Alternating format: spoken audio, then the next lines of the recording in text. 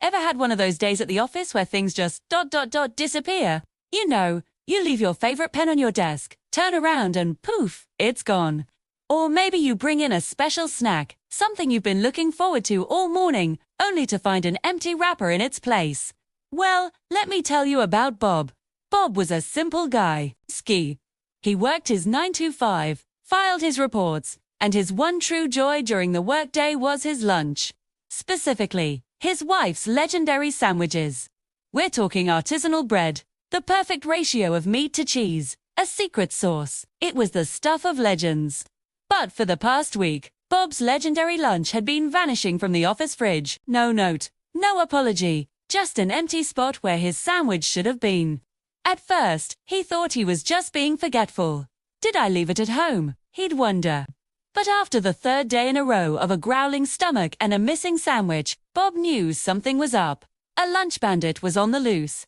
The office was small, only a handful of people. Who could it be? Was it Brenda from accounting, who always eyed his lunch with envy?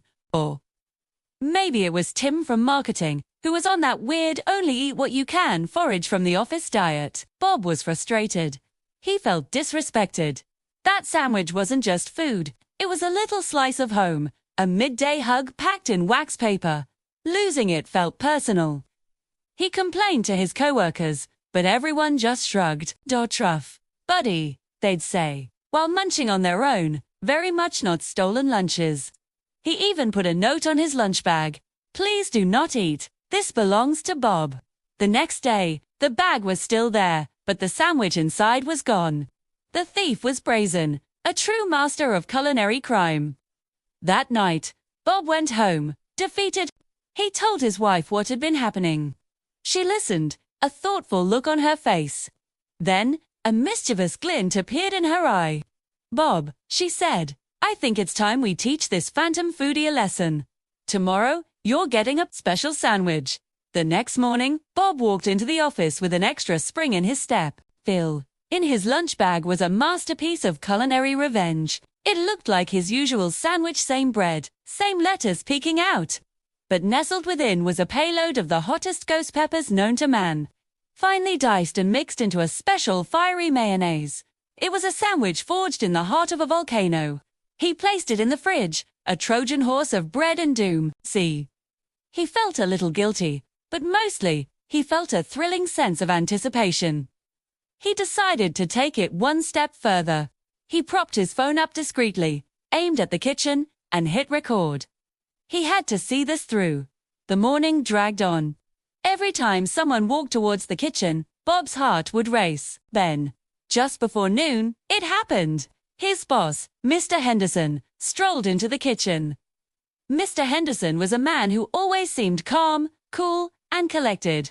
He opened the fridge, looked around, and casually pulled out Bob's lunch bag.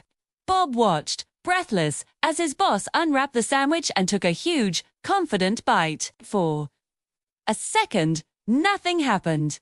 Mr. Henderson chewed thoughtfully. Then, his eyes widened. A single bead of sweat appeared on his forehead, then another. He started fanning his mouth, his face turning a shade of red Bob had never seen before. He bolted for the water cooler, chugging cup after cup. But it was no use. The peppers. Fire had been unleashed. He ran to the sink, splashing water on his face, making frantic, gasping noises. The whole office turned to stare as their unflappable boss ran in circles, his mouth agape, looking like a cartoon character who'd just swallowed dynamite. The mystery was solved. The lunch bandit was the big boss himself. Later that day, a red-faced Mr. Henderson called Bob into his office. He apologized profusely and even offered Bob a gift card to his favorite deli. Bob accepted graciously.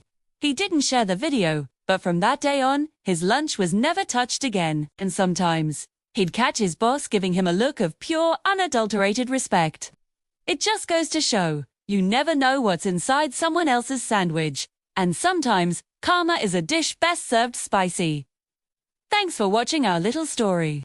If you enjoyed this tale of office justice, make sure to hit that like button and subscribe for more. We'd love to have you join our community. See you in the next video.